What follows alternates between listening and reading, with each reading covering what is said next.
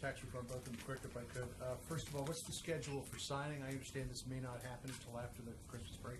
Look, we're still working on the details of the signing, but first we want to make sure it gets passed. That's what we're focused on right now, is helping make sure we see this through to the finish in the Senate, and then we'll announce plans on what a signing would look like and where it would take place following that. Second question, the carried interest provision. This is something this is a loophole that President Trump promised again and again and again to close. The carried interest loophole is still there in this bill. Why did the president not insist on getting rid of that? Look, the president was focused and he laid out what his four biggest principles were that he wanted to make sure were part of any piece of legislation. We feel that the piece of legislation where it is now certainly answered and addressed that. That has been our focus all along, and what we've continued to talk about consistently here and every time we've talked about taxes. Celia. The president has said that this tax bill is going to cost him a fortune. It's actually not the case. How does he figure this is going to cost him a lot of money? Look, we expect that it likely will, certainly on the personal side, could cost the president a lot of money. Again, the president's focus hasn't necessarily been at all on himself, but it's been on those four principles that we laid out. Number one, and priority number one, being that it helps the American middle class. We know that this bill does that, and that's one of the biggest reasons that the president has supported it, been engaged, and will look forward to signing it hopefully in the coming days. So he feels the benefit from pass-through deductions, top rate tax reduction, estate tax exemption is doubled. He's going to make money on that. Look, again, this is a tax plan that we hope benefits all Americans primarily, and priority number one is middle-class Americans. That has been this administration's focus. We feel like that is certainly addressed and been prioritized in this legislation, and we're going to be very excited to sign it hopefully in the coming days. Matthew? Thanks, Sarah. Early reports are indicating that fatal Amtrak derailment out in Washington, similar to the 2015 derailment in Philadelphia, could have been prevented by positive train control, which Congress back in 2008 had mandated was supposed to be on all lines by 2015. That's been pushed back, and it's only on a quarter of passenger lines right now. Is this White House considering any steps to speed up the implementation of positive train control to stop these kinds of accidents? Right now, we're continuing to review and investigate exactly what took place yesterday, and once we have a more detailed determination on that, we can take steps to prevent things like this from happening in the future. John? Thanks a lot, Sarah. You ticked off a number of accomplishments that you see the president has made in this first year in office. Why are his approval ratings mired in the mid to upper 30s despite those accomplishments? I think oftentimes because while the president and this administration has been very focused on how we can better help the American people, I think oftentimes the media is focused on other things, certainly not talking about the growing economy, certainly not talking about the crushing of ISIS, not talking about the creation of jobs. If you look at the amount of time that is spent on negative coverage of this president, 90% of the coverage is negative about this president when, as you just said, I listed off a number of things that have been pretty historic in nature in this first year. And if people were focused a lot more on those things in the media, I think that his numbers would be a lot higher. We anticipate that they're going to go up as more and more of these things continue to happen, and particularly as more and more people start to feel the impact of the booming economy, the tax cuts that will take place later tonight and go into effect in the first part of February. I think those are all things that are going to help boom our numbers. And separately, Sarah, just if I may, Matthew Peterson, since we last met, withdrew his judicial nomination. There's been a viral video of his inability to answer some basic legal questions when he went up before his confirmation hearing. How did he sort of slip through the cracks? Why was he nominated? And are you doubling up your effort here at the White House, over at DOJ, to make sure that your judicial nominees can answer those basic questions when they go up to the confirmation hearings? Look, the president's judicial selection process has led to a historic pace of confirmations, including 12 circuit court justices and a Supreme Court justice. Every administration has individuals that don't go all the way through the process. We've had 60 nominees and only 3 that haven't gone through this process. That individual has withdrawn, and we're going to make sure that we fill that spot with a really strong and good qualified candidate. Dave? Thanks. Where was the president watching when the House voted, and did you see his reaction? What did he do? I'm not sure. I'll have to circle back with you on that. I was getting ready to come out. I was watching to make sure I didn't make you guys wait too much longer. One thing on nominations, can you explain now that we're near the end of the year why the president has submitted far fewer names to the Senate for nomination than his predecessors at this point in this term? Look, we've been focused on filling positions as quickly as possible, but at the same time, the president has said before he doesn't think that every single position in the government needs to be filled. He's going to cut back on some of those positions. We've been focused on some of the top priority places, and we're going to continue filling out individuals. But we've also seen a massive slowdown and obstruction by the Democrats. Hopefully they'll continue to push our people through, particularly in individuals that were held up, whether it's in the judiciary or something that falls under the national defense profile. Blake? Thank you. Let me ask you a couple questions, pick up where John Roberts left off. He asked you about the carried interest loophole. You said essentially that it fell within the president's forming principles that he laid out. How is keeping the carried interest loophole, or at least a portion of it, good for the middle class?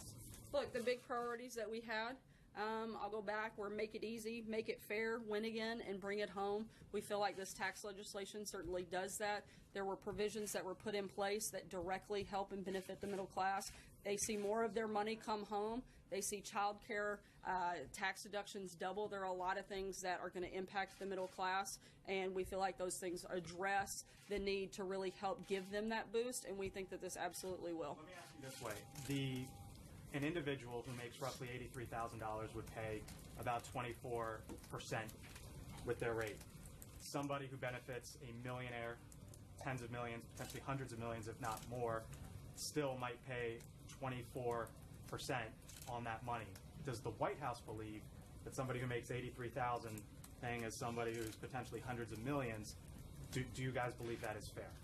Look, again, I'm not going to get into a back and forth on a detailed hypothetical situation that I don't have in front of me and that I can't quickly do the math on, but I can tell you we feel like this plan fully addresses helping the middle class, giving the majority of middle class Americans more of their money back, and that's what we've been focused on, and we feel confident in that. Jordan?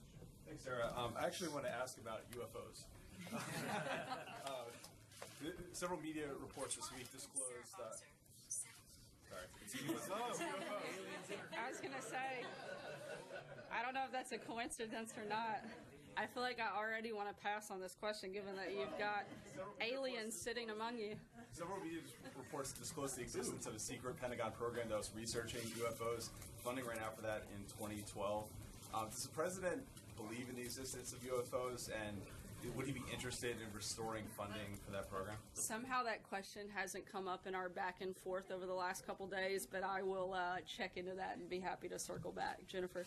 Has the president made sure that the IRS has the resources it needs to implement these new tax reform rules? We understand that they're fully prepared to take action immediately, and that people will see the benefits of this tax package start and that they're fully prepared to take action immediately, and that people will see. To follow up on a couple of questions, were you saying that this particular judicial nominee who's withdrawn after this viral video of his inept performance at the confirmation hearing didn't properly go through your preparation and vetting process? No, I didn't say that. I said that we have been focused on pushing forward good candidates. We've put forward over 60 nominees. We've had 3 individuals that have had to withdraw. That individual was one of them. Good candidates. We've put and we are focused on over 60 nominees. We've had 3 individuals that have had to withdraw. That individual was one of them. And we are focused on making sure we fill that position with somebody that would. Based on your process, you thought he was prepared? We, again, are looking always for the best and brightest, and when we felt like that wasn't necessarily the right person for that position, he has withdrawn his nomination. We haven't continued to go forward. That is pretty standard in most administrations. In fact, every administration prior to us has had to withdraw nominees. We've had to withdraw 3 out of 60. Look, I think a lot of people are focused on just those 3 and not at the overwhelming number. The president has had his nominees confirmed at a historic pace on that effort, and many of them with bipartisan support, including the 12 members of the Circuit Court and the Supreme Court Justice. It's a serious question. You don't disagree with what she said about the personal benefits that will accrue to the president based on provisions in the tax cut bill? I said that we expect they will benefit him personally. Look, I said that in some ways, particularly on the personal side, the president will likely take a big hit. But on the business side, he could benefit. But the biggest focus for this White House has been to make sure all Americans are better off today after this tax package passes than they were beforehand. We really focused on invigorating the middle class and making sure they got more of their hard-earned money, and we think that that'll happen in this package. Sarah, you said the focus is on the middle class.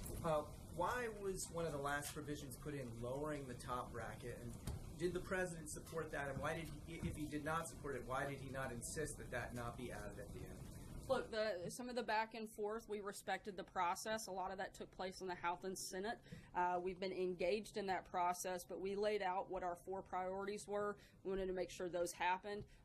That was our focus in the process, and we felt like those priorities were met. Does that help the middle class to lower the rate for the bracket for the top individual earners? Some economists think that it does, and I'd be happy to refer you to some of them that it would give you a very deep dive and get into a very wonky conversation on it. A lot of people think that that does impact and can help the middle class, and be happy to set you up with those folks later. Peter? Sarah, what do you say to the millions of Americans who could and likely will end up paying more because the individual mandate is repealed in this tax plan? We've maintained all along that we think that that is the right step. Look, most Americans want to keep more of their money. This plan does this. Most Americans want to get rid of the special interest loopholes that benefit the rich. This plan does this. They want to simplify the tax code to make it easier for them to file their taxes. This does this. And when you look at the actual elements of the bill in front of the American people, they overwhelmingly support it. By even a lot of Democrats' support has picked up when you look at the elements in the bill. To be clear, though, on the individual mandate specifically, you will acknowledge that many Americans will end up paying more as a result of it being repealed, correct? Look, we've said all along that our healthcare system is broken. It has to be fixed. It's not sustainable. This is one step in that process. We're going to continue moving forward and looking at the best ways to improve our healthcare system, and we anticipate that being a big part of our focus next year. To be clear, so for the time being, they'll have to swallow paying more until that resolution comes. I don't think that's necessarily the case. And we, again, are committed to fixing the system as a whole and not just looking at one element of it. And this is certainly a big step in the right direction and something that has to happen because the system that we're in right now is simply unsustainable. Jackie? Sarah, as women around the country continue to speak up about sexual harassment in the workplace, I wanted to check in with you and see if the president and this administration is considering any legislative fixes to protect women from harassment. There are 2 notable bipartisan bills that have recently been introduced. This is Gretchen Carlson's bill to remove arbitration clauses from employee contracts and the Congressional Harassment Reform Act, which would require members of Congress to be found personally liable for harassment settlements and allow victims to speak publicly about their cases. Would the president consider signing either of these bills if they arrived on his desk? I'd have to talk to him and look at more detailed versions of the legislation. Obviously, we take this very seriously and are always looking for ways to protect all Americans, and especially and including women. Hallie? Though the White House isn't considering legislation. I'm not aware of those considerations. I'd have to talk to our legislative affairs team and get back to you on specifics of those details, Bill. Taxes, but because of the top, you mentioned forgotten men and women. I wanted to ask about Puerto Rico. It's been more than 3 months since the hurricane hit. Would the president still give himself right now a 10 out of 10 for the federal government's response? Look, the federal government has continued to be engaged. In fact, the Secretary of Homeland Security and the Secretary of HUD are in Puerto Rico today, further engaging in this process, continuing to be partners with the leadership on the ground in Puerto Rico at the state and local level. We've given every time we could from the federal level, and we're going to continue working with them until they're fully restored. The president feels he's doing everything he can. Still a 10. We still firmly believe, and I believe you can refer back to the comments that the governor has made previously, that every time they've asked, the federal government has delivered. We want to continue to be partners with them with this and make sure that we rebuild, and that's what we're doing. And that's why the president has sent 2 members of his cabinet directly to deal with that and be on the ground in Puerto Rico to further assess and see what other necessary actions we have that we can take. This situation, Sarah, you're getting a lot of questions about what will benefit the president, what won't benefit the president. I get that he doesn't want to release his taxes, that would obviously put all of these questions to rest. So can you just elucidate why for 2016 the president can release his taxes? Why won't he do that and put all of these questions away, back up what you're saying, prove that what you're saying is correct? That's the way to do it. As we've said many times before, the president's taxes are still under audit, and until that is completed, then we wouldn't move forward on putting his taxes out. I guess I'm asking the why part of it, Sarah, and I don't mean to belabor it, but I understand that the president wants to wait until after the audit. I don't think I'm it's asking that complicated. As long as they're under audit, he's not going to release his taxes. His taxes are under audit, so he's not going to release those taxes. John, these questions are asked. He doesn't worry about that. I think we've addressed this a number of times. I'm not sure why answering it another time will make the answer any different. John? I have two questions on Russia. First, the Kremlin has recently threatened Twitter with a complete shutdown throughout Russia if it continues to carry the Twitter account of what they call undesirables, notably the dissident Mikhail Khodorkovsky's Open Russia group. They've made a similar threat to YouTube recently. What's the administration's reaction when the Russian government wants to shut down American-run businesses bringing an expression of opinion to their country? Certainly, generally speaking, we would not support a government shutting down American businesses, and I don't know why this would be different, but I'd have to look into the details on that specific action and request that they've made. The other thing on Russia, Senator Rubio has introduced legislation to name the street in front of the Russian embassy here after the slain Russian dissident Boris Nemtsov. Senator Corker has blocked it. Does the administration have an opinion on this? Not that I'm aware of. Nita? I wanted to ask you about the path forward on the Export-Import Bank. Now that the Senate committee is saying that Scott Garrett's name shouldn't go forward, does the White House think that it needs to name someone else to Look, run? we're going to work with the committee on a path forward. That hasn't yet been determined. We're certainly very disappointed in the Senate Banking Committee missed an opportunity to get the export-import banking fully functioning again, and we're going to work with them to determine the next steps. On his name or someone else? More generally speaking, just a path forward. We'll let you know if it's going to be with that individual or a different plan. Brian? Just a couple of quick follow-ups. First on Matthew, he was asking about Amtrak. There was a budget request, as I understand, from the president for $630 million reduction in the long-distance Amtrak routes. Because of the accident in Washington, do you plan on revisiting that issue? On Matthew Peterson, the three that were turned down, it's our understanding that they had close ties to the White House. So you're going to try to change the vetting process? And then finally on the one on UFOs. Let me start and do one at a time because I'm not going to remember all of those questions. If we have to, we'll see if we can get to all of that. The first one was on judicial nominees. Well, the first one is on the Amtrak. This is why we didn't skip and let you take three. Yeah. So on Amtrak, as I told Matthew a few minutes ago, we're going to wait until that investigation is complete and there's a more thorough review, and we'll talk about next steps once that's done. In terms of the judicial nominees, I've walked through that a couple of times now.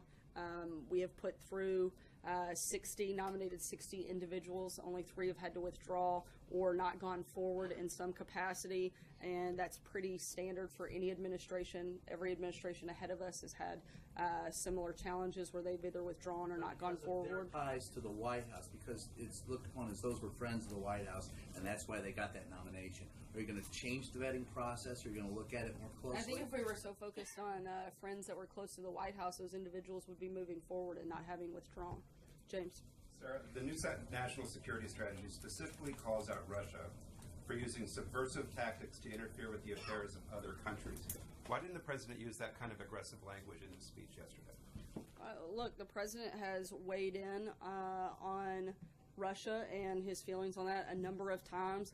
The policy and the strategy put forth in that very detailed paper was that of the president, and it reflects his views. And, you know, he's didn't read every single page of it word for word. I'm sure you're all thankful for that because we certainly could have. Maybe I should do that for the next briefing. But look, the president's been clear what his position is. We've been tough on Russia. We've put sanctions on Russia. We've imported energy and impacted them in a big way. The president has not been soft in this process. He chose to focus on different things in the speech, but those things were included in the national security strategy because they're important and they're part of the administration's viewpoints. Jill? Thanks, Sarah. Two things. Firstly, just wanted to go back to the Scott Garrett issue. Does the president at this point regret having nominated someone who had advocated previously getting rid of the Export-Import Bank to lead it? Not that I'm aware of. I'm going to take one last question. And I also just wanted to ask, I understand the president spoke with Prime Minister May today. Did they have any discussion at all about the president's planned visit? Have you settled on any timing for a potential visit? That invitation has been extended and accepted, and we're working with them to finalize the details, which we expect to announce soon, and we'll keep you guys posted on that once that's finalized. Last question, Jim. Yeah, the president did say that this tax cut bill would cost him a fortune. That was false, right? No, because on the personal side, this actually could impact the president in a large way. And how would balance out corporate versus personal if he's going to come out I'm ahead? not sure if he's done a side-by-side, but I know that there are a number of provisions that would negatively impact the president personally, and so we contend that those comments are still very consistent. However, like I've said, our focus has been on the middle class, and that is what we think is delivered in this tax package, and we very much look forward to seeing it passed later today and signed at a date soon, and we'll be sure to keep you guys posted on that. Thanks so much. Unpopular.